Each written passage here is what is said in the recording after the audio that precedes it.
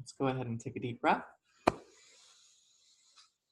Just breathing into this moment, this beautiful transition piece, creating that pause between what we were once doing and now we are currently doing. Breathing in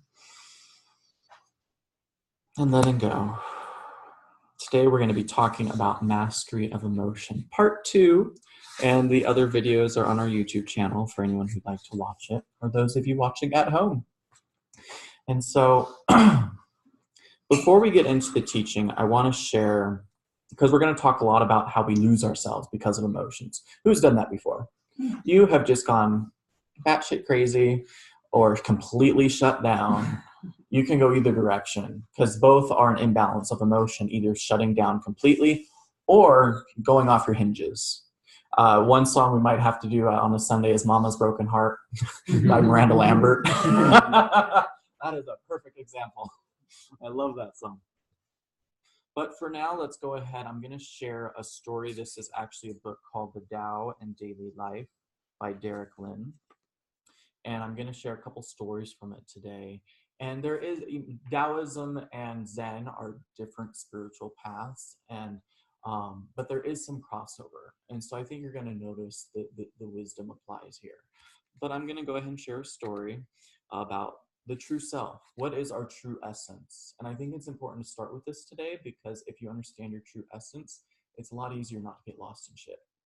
Because whenever we get lost in our emotions, it's because we're disconnected from that inner essence. Make sense? We get caught up in the delusions. So, the true self. Master, the disciple asked, what exactly is the true self? The sage replied, ultimately, your true self is the Tao, and the Tao is you. For those of you who are not Taoists, you can just apply that to spirit. You can apply it to the cosmic consciousness. You can apply it to God. You can apply it to the Force for those of you who are Jedi. Whatever it is, we know that there's some cosmic soup. So that's just what you want to consider the Tao to be. It's like it flows through everything. It's part of all of us. In Living Peace, I call it the cosmic consciousness. In Star Wars, it's the Force. And so that's just kind of a deep understanding. The Tao is you, that yourself is the Tao, and the Tao is you. And then the little monk, or the little novice said, I find that hard to believe, Master. The Tao is great, but I am insignificant. The Tao is powerful, yet I have little strength. The Tao is unlimited, yet I labor under many limitations. The Tao is everywhere, and I can only be at one place at a time. As far as I can tell, the Tao and I are completely different. How can you say that I am ultimately the Tao and the Tao is me? Rather than respond directly, the sage handed the disciple a cup, or a bowl. Go to the nearby river with this and use it to bring back some water. Then we'll continue the discussion. The disciple carried out the order, but when he came back, the sage looked at the bowl and frowned. Didn't I tell you to fetch water from the river? This can't be it. But it is, Master. The disciple was confused by the disapproval. I collected the water by dipping the bowl into the river. I assure you that this water absolutely is from the river. The master says, I know the river quite well. All kinds of fish swim in it, but I don't see any fish in this water. Numerous animals come to the river and drink from it, and yet I see no animals in this bowl. Many children from the village frolic in the shallows of the river. Well, I see no children here either. Therefore, this cannot be the water from the river. Master, it is only a small amount of water. Of course, there cannot contain all those things. Oh, I see, said the sage. Well, in that case, I want you to go pour the water back into the river. The disciple did so with a puzzled expression on his face. He couldn't help but wonder what had possessed the sage to act so strangely. He completed the task and returned. Deep breath. Is the water back in the river? The sage asked, and the disciple nodded. Good, said the sage. That small amount of water you brought back is now the same water that touches the fish, the animals, and the children. In fact, everything that the river is now applies to the water that we were both looking at just a while ago. Think of the river as the Tao and the water in the bowl as your true self. From a limited point of view, thus that water seems very different from the river. It is understandable how one can be led to believe that two are not the same and can never be the same.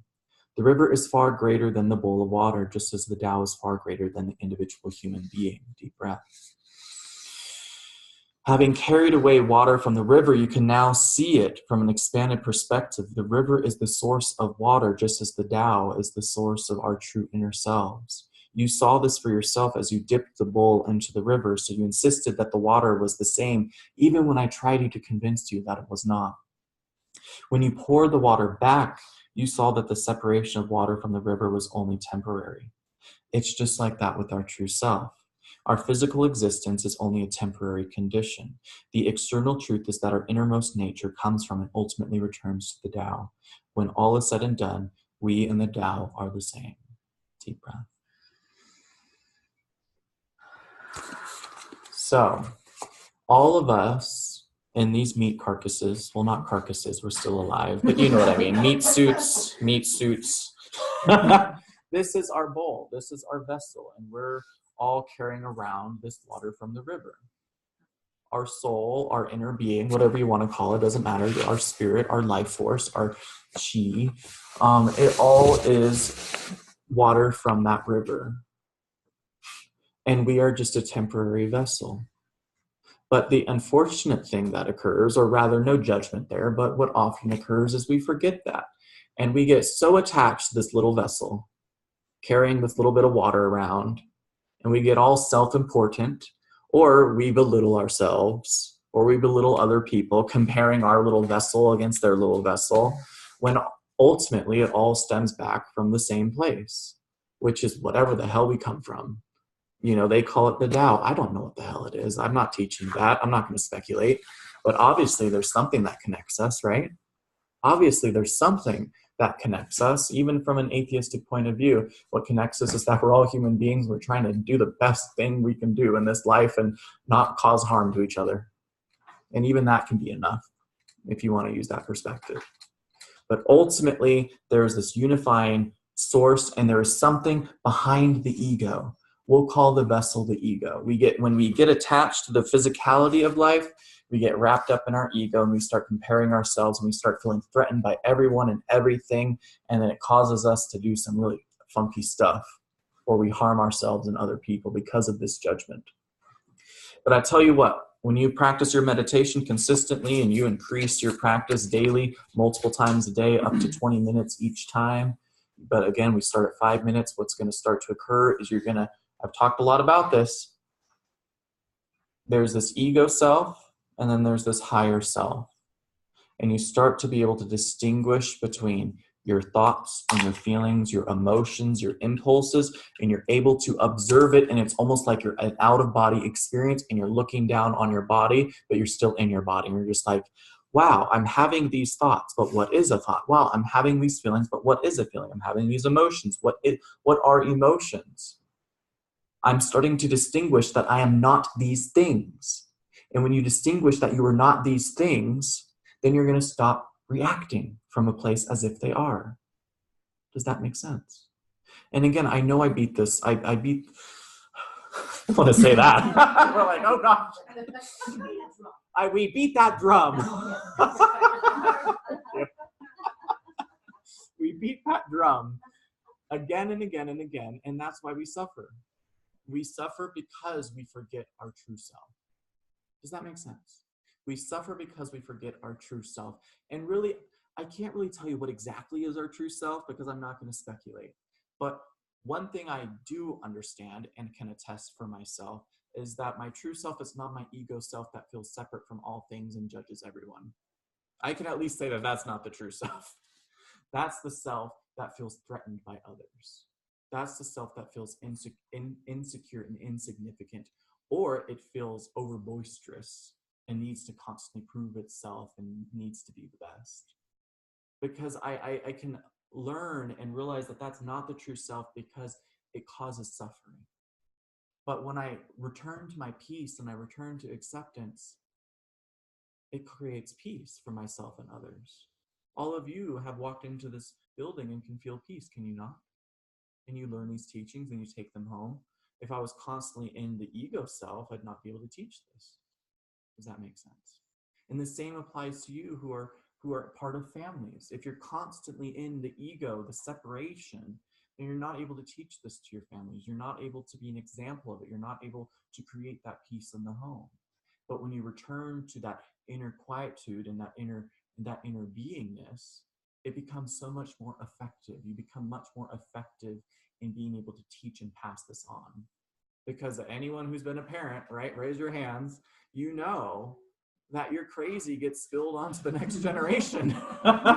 And they observe the way in which you react or you respond to life.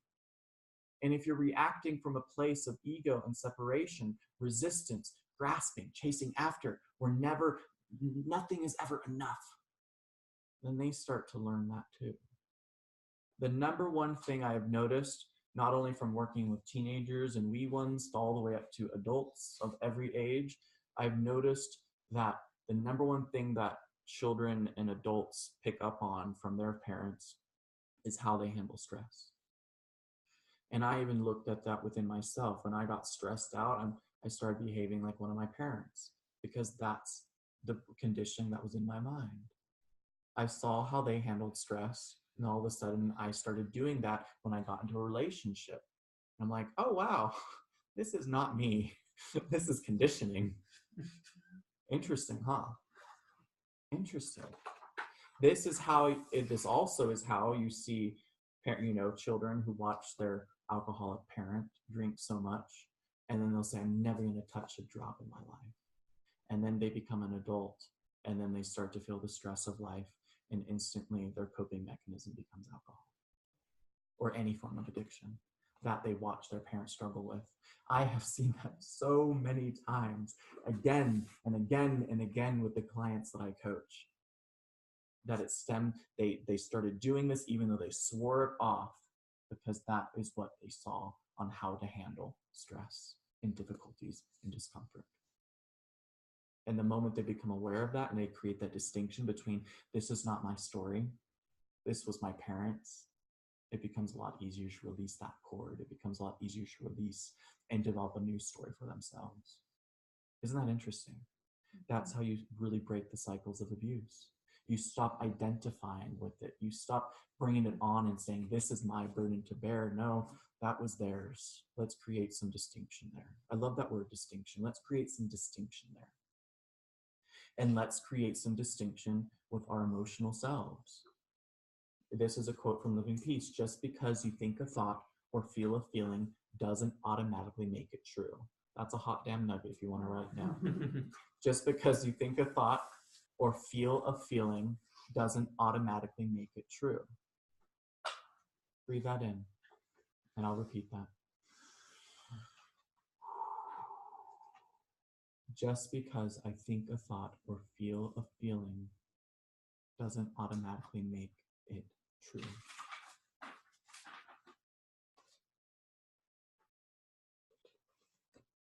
And the book's upside down.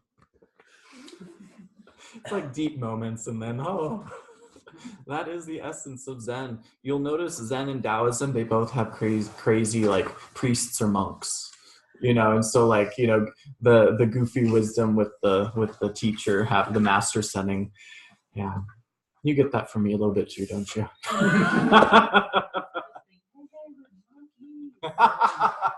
Love it. So I'm going to read a shorter story real quick. But yeah, man, I can't wait till I'm like 80. I'm going to have a Gandalf beard and a staff, and I'm going to get away with a lot. I'm going to be halfway through teaching, I'm going to fall asleep, and they'll just be like, Master, did he die? I'm just so at peace. And that there is the lesson. We're going to have fun. And then he'll just like, we're doing a meditation, I'll just take my long beard and be like,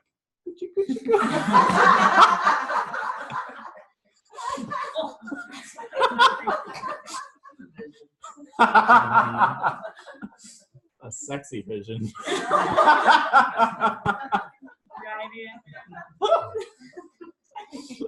Oh goodness, let's take a breath. Deep moment, we raise it back up, back to a deep moment. So let's breathe this in. Delicious. So a conversation of waves. We're using a lot of water analogies today.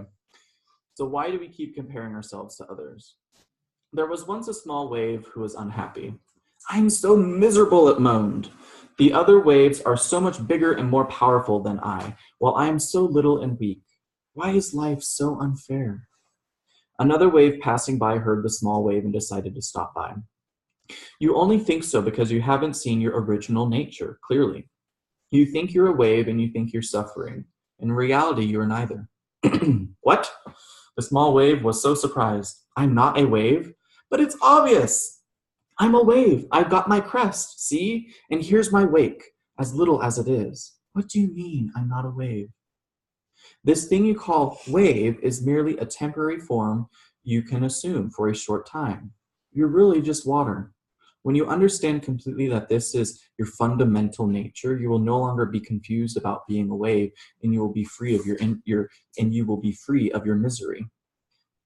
If I'm water, what about you? I'm water too. I'm temporarily assuming the form of a wave somewhat larger than you, but that doesn't change my fundamental essence. Water. I am you and you are me. We're part of a greater self. Deep breath.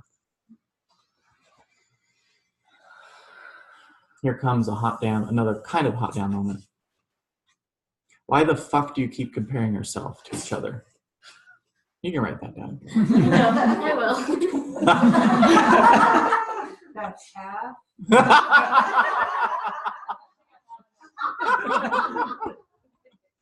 Why the fuck do we keep comparing ourselves to each other when we're fundamentally the same?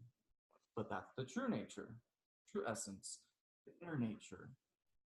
On the outside, of course, we look different, and we all have different manifestations. Really think about that for a moment.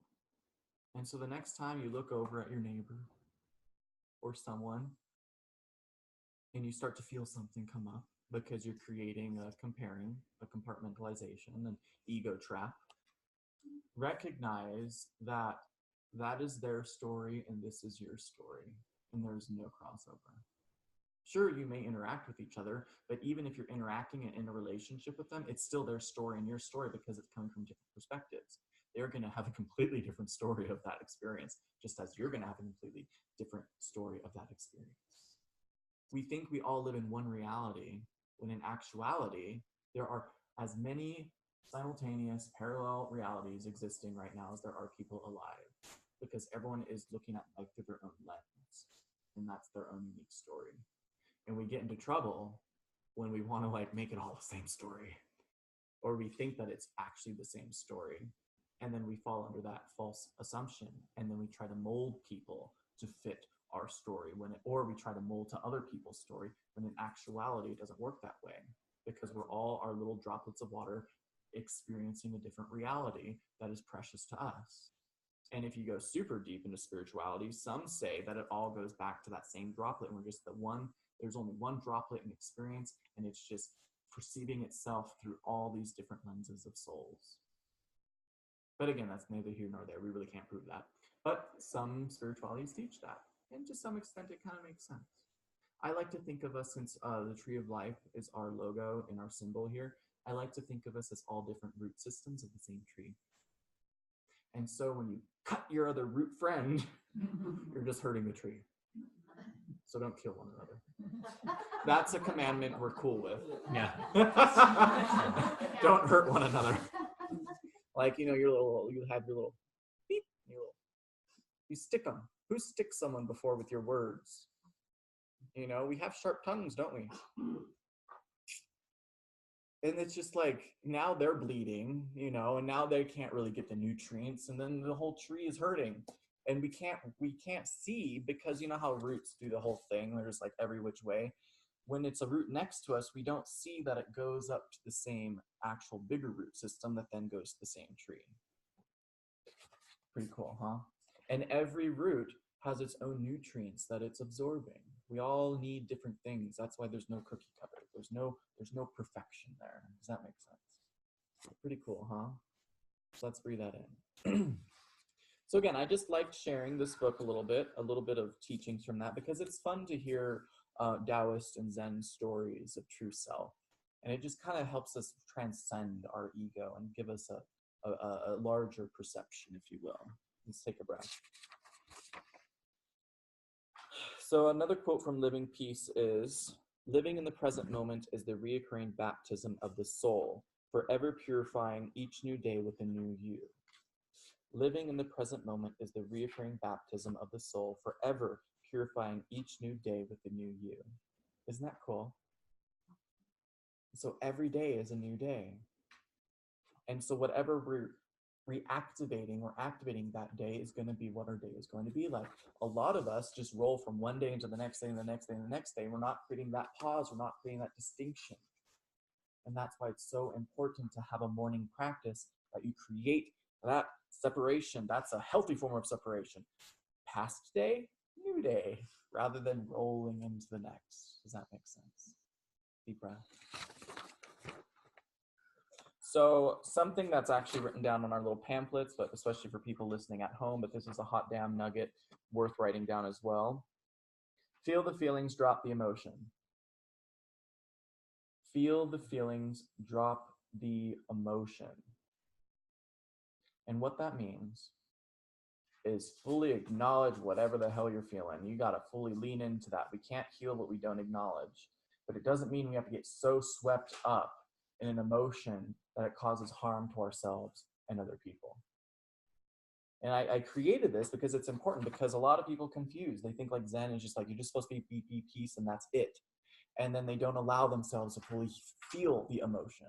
Or rather, they don't allow themselves to fully feel the feelings. And so they're just stifling things and they're not fully addressing the conflicts or the difficulties in their life. And then things just blow up at some point. And it creates a stagnancy. It creates a dis-ease. While with this, feel the feelings, drop the emotion. Random days, I feel stuff. Sometimes there might be a hint of depression that creeps in that I haven't felt it in a while, but there was a while once a month it would still be there. I would just wake up feeling funky. I'm just like, oh, this is interesting. Where did you come from? I'm not going to analyze it, just going to feel it, and I'm going to drop it because I'm still going to be productive that day. And guess what? By not reacting to it, not freaking out that something's wrong and I need to fix things and turn over every stone, it goes away, and the next day I'm fine. While my younger self would freak the hell out. It would feel this feeling, and then it'd be like, oh God, something's wrong. Oh. And then I start like creating conflicts, and I start like digging up old wounds and be like, maybe it's here, maybe it's here, maybe it's here. When in actuality, maybe it's just a random manifestation and there's nothing wrong with it. And then I drop it and I return back to peace. We've all been through shit. And you're going to get sparked from time to time, and it's okay. But if you get sparked from time to time, it doesn't mean something's wrong in your present. It just means that there's some residue stuff coming from the past. And you have that thought. One of my favorite things, who's seen Secret Life of Bees? Great movie, great movie. One of the ending quotes is, she's like, it's a really intense movie, but I love it. Every now and then my dreams will take me back to a dark place, and I have to wake up and forgive myself all over again. Every now and then, my dreams will take me to a dark place, and I'll have to wake up and forgive myself all over again. Isn't that cool? And that's okay. And that's okay to do. Rather than thinking, oh God, there's something wrong with me, and then you go down that spiral, and then you create more pain for yourself and others, versus I just need to breathe through this again and forgive myself again and have compassion again. Pretty cool, huh? Okay. I'm actually going to save the half-truths and true truths for next week. So I'm going to conclude with today. I want to talk about this. This is really powerful. Surfing the Wave, which is tenet 3, practice 3 of Living Peace. Plug, plug, plug. A wonderful book. So, okay, this is some deep stuff, really juicy.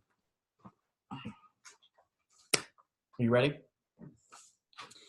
I wish I had a pendulum, but I don't with me right now. So the pendulum, you swing it from one direction, then it has an equal swing in the opposite direction. It just swings back and forth, back and forth, back and forth, until eventually it reaches an equilibrium. Sound good? You can even just do that with neck rest. Just do that, swing it, as long as there's a little bit of a weight at the bottom. So our emotions are like a pendulum. And what I love about this is that the less you react to life, the calmer the backward swing is going to be. But every time you blow the fuck up and you react and you freak out, or you cave into your addictions, or you cave into your temptations, whatever the hell it is, you cave into your emotions and you let them collapse in on you, and you just become a little pool of tears, or the opposite, you become a flaming inferno. It could go either way. There's no judgment. Whichever one you want to manifest as, fire or water.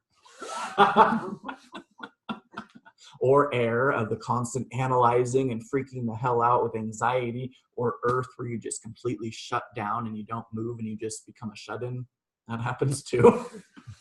So you can see every element has its imbalance. But anyway, back to the main story. Every time you don't react to the negative stimuli in your life that's causing you pain, the backward swing is going to be a little bit smoother for you. But every time you do react, you then have a full-blown rough couple days after that, because the momentum. So reaction is leading to more momentum for the pendulum swing, while having that calm is bringing it to the equilibrium. Now, it doesn't mean that the conflict is going to fully evaporate from your life, but it just means that you're easing the pendulum swing. Does that make sense? I love that. So for me, I recognized there was, for a while there was always a little bit of conflict in my life, and then I would get worked up about it, and then I'd say something, and then it would increase it. And then finally, I just stopped reacting to it, and I just started responding from a place of peace. Guess what? After about 3 to 6 months, it completely went away. Something that had been around for 5 years. Because I kept reacting to it, and every time I'd react to it, I was doing this, whee! And then I would just start the pendulum swing all over again. And the next time I reacted, whee! And then it would start over again. I have to wait until it reaches its equilibrium. Every 2 weeks, there'd be something.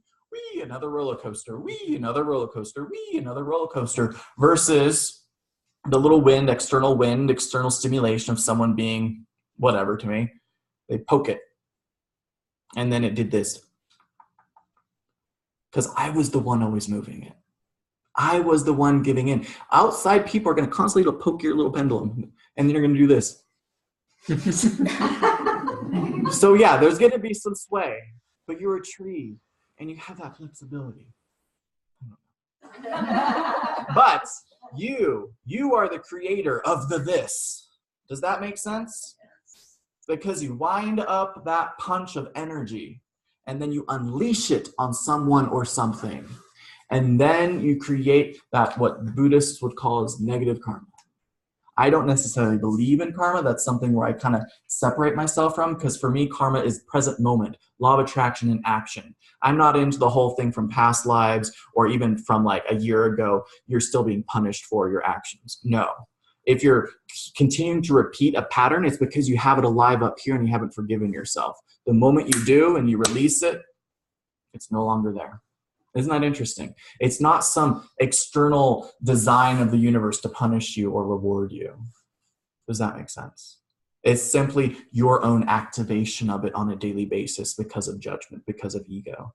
And that's why anyone can reach enlightenment or inner peace in this lifetime, no matter the bullshit you've done in the past, or even if you believe in past lives.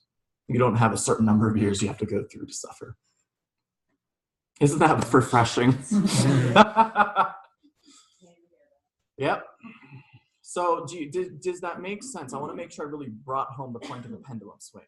Is that a good analogy? And so the practice of emotional wave surfing and living peace is to surf the emotion. Don't get consumed by it. Surf the present moment, because guess what? The less you react, the sooner it's going to go away. But the more you react, the more waves you create. And then eventually you create so many, you're not going to be able to surf all of them. You're going to choke under it. I tried surfing once. It's not that successful at it. And so let me repeat that, then we'll close our talk for today.